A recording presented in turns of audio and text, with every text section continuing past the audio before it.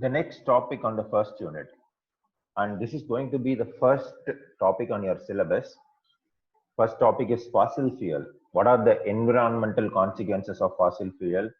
We all know fossil fuels takes millions of years to get it formed. Now we are going to use it, and we are using it in a way that it damages the environment. Fuels like coal, oil, natural gas. Before we go into fossil fuels, we shall discuss what is energy and what are the types of energy available. First, we will start with conventional and non-renewable energy resources. We'll have to take coal processed in a thermal power plant, digging oil, nuclear power plant, big hydro and high impact hydro power plants. When I put hydro, we have to be very careful because when we are going to discuss renewable, there is another form of hydro which we classify as renewable. The policy depends upon the government. It depends from it varies from one government to another, differs from one another. We shall discuss about why a big hydro is considered as non-renewable and low impact hydro as renewable. What is renewable energy resources? Sources that are naturally occurring and replenish. Naturally means refuel. We need to do anything. It will be automatically replenished by nature without the interference of the human intervention. We have wind, solar, PV, biogas, and tidal energy. This is runoff river. This we have seen here is runoff river. We don't construct any structure here. We just divert the flow of water. Water is going to flow in its path again. But here in this big hydro, we will have to construct big dam, which includes lot of cement structures, everything. What would happen if we affect the water flow, and so fishes and other aquatic animals will get affected?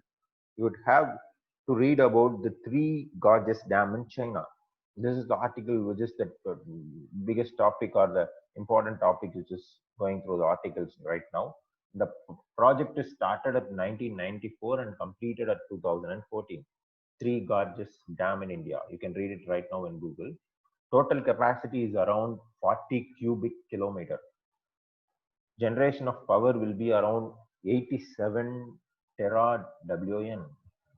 You know the impact of constructing a dam. You should imagine it. You should just imagine what is the impact of constructing such a big dam. Researchers say Three Gorges Dam is going to slow down the Earth rotation by means of 10 degrees. That will make major climatic changes in the world. Main point is in between these two things. We have to we have something called alternate energy. Between this non-renewable and the renewable, we have something called alternate energy. Both alternate energy and renewable energy are efficient way of producing energy. They are similar in the fashion. They have reduced the emission levels. They try towards green resources. When nuclear was invented, it is called as an alternate. Here, as you can see, CHP plant is alternate because the fuel that we used in derived is derived one from the non-renewable sources of energy, and the efficiency of the CHP plant is also more. Compare here, the efficiency for the conventional is 48, but the alternate source is around 85. What is the idea? We are going to use electricity and heat. How much source is used to produce 85 units here? Around 80 units is wasted, so that the efficiency is around 48 percentage only. In CHP plant, for producing 85 units of energy, we are using only 100 units input. It's able to improve the efficiency of the process, but still it could not be considered renewable, because for those to be considered renewable, the sources should satisfy these constraints. Let me come to biomass next. We are going to burn food, agricultural residues and wasted to produce biomass, and in turn it produces smoke. So why do we call it as renewable energy resource in spite of producing smoke? In order to understand this, we have to understand a term called carbon neutral. I'll have to write it here. It is nothing but carbon neutral.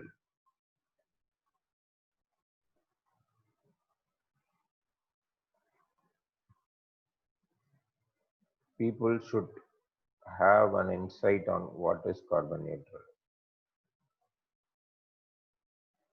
See, carbon neutral.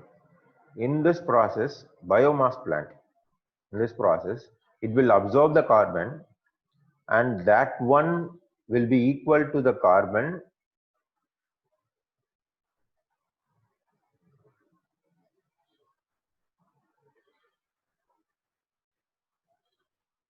which is released during the process. I repeat it. In this process, biomass plant will absorb carbon, and that one will be equal to the carbon which is released to the process. So this is called carbon neutral. This is what is done in biomass, and so we call biomass as the renewable energy resource. It is going to be neutral. It is absorbing something and releasing it. It is going to be same. All non-renewable resources are very high in hydrocarbon. Most of the students would be knowing this concept in fossil fuels. This is an example of typical power plant. See, I'm going to show this. I'll first clear this. In annotate, I'll have to erase all this. Yes.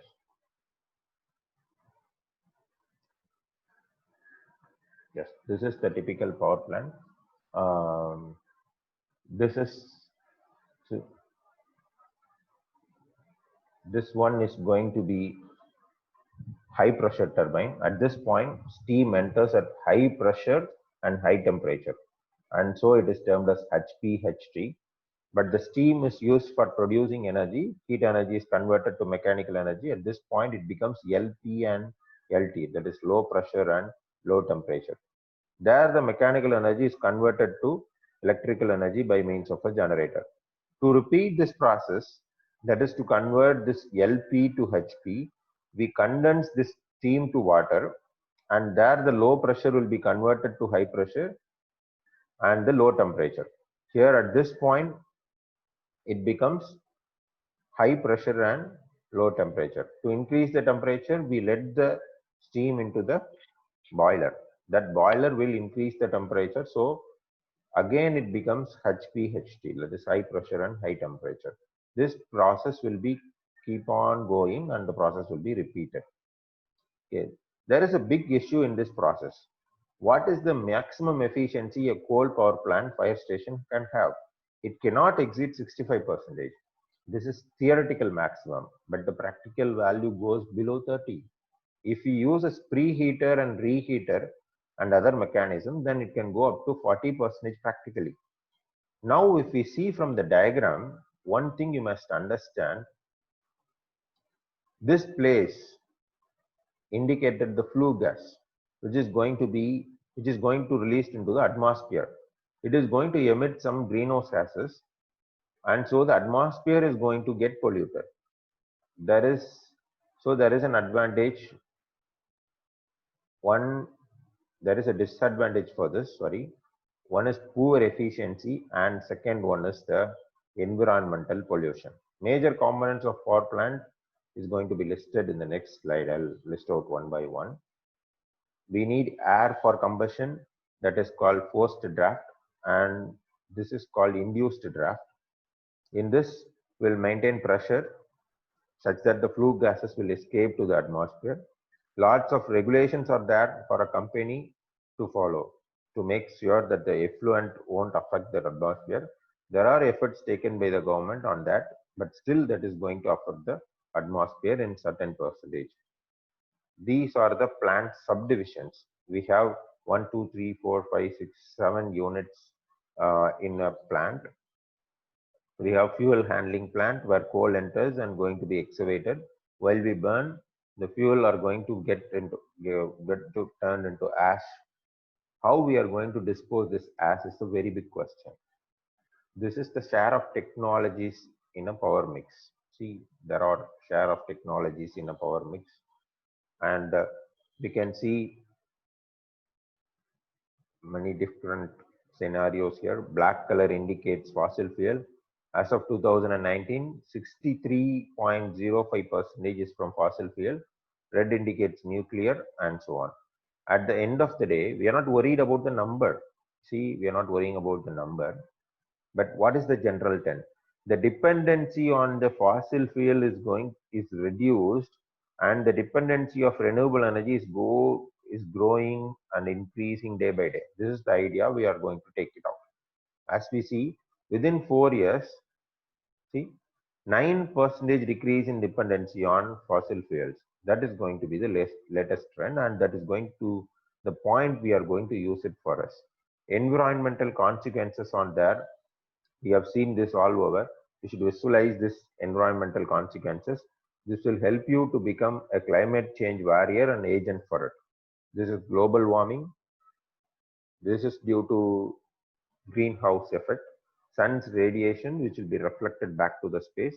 Now, because of emission of greenhouse gases, it's going to retain the heat, so the temperature may rise up to 2 degrees Celsius. To monitor this, Intergovernmental Panel on Climate Change is formed to reduce it. Because of nature fury, if we take care of Mother Nature will take care of us. If we are going to do something bad to the nature, it will reply back. These are some of the consequences we are facing: flooding, melting of glaciers. Due to climate change, if the sea level is going to rise, some of the islands in Pacific Ocean is going to be in danger. What is acid rain? Sulfur oxide, which is a greenhouse gas, combines with the rain, it forms sulfuric acid, and if it comes back to the earth, that is called acid rain. It's going to be affect the entire farming and cultivation. Rain will be black in color if it is acid rain. One good news about this pandemic is ozone layer is started to heal itself. It's going to cause respiratory disease and cancer, habitual destruction. Once we do this evacuation process, we cannot rebuild any house or anything there, because there will be no farming, no land degradation, and if you have lots of land degradation, and we cannot do any farming there. The ash handling plant end up polluting the water. These are the environmental consequences we have due to this fossil fuels and the non-renewable energy resources. We also have ocean acidification. Now we are using face mask. See, ocean acidification is also a very big threat to environment. We are using face mask. Some of those ended up in ocean after we use. To solve pandemic, we are creating another problem of polluting the ocean, that is human action. We do remember the forest fire happened in Australia. Lots of animal, birds, everything is died. Lot of people has to be relocated. We can also take example of Delhi, where odd and even patterns is followed for vehicles. When will the fossil fuel extinct? These are the things which is going to happen by the humans. But when will the fossil fuel will extinct? By prediction, it is going to get over by 50 years or 100 years, depending on how much we are going to manage the resource which is available right now. Why we are being introduced to these issues is to make you all to be the part of a solution. See, all these things are going to happen due to human action, and due to that, environment is getting polluted. Just discussion of this topic won't be a solution. See, in the next slide, as told by AIGORE,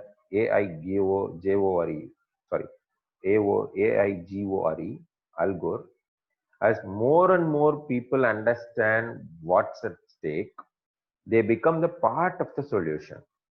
We should get inspired. Students should take up the challenge, innovate. Once we do this, we can protect our Mother Nature. I guess our students will take up this challenge and become the barrier for environmental change. Thank you.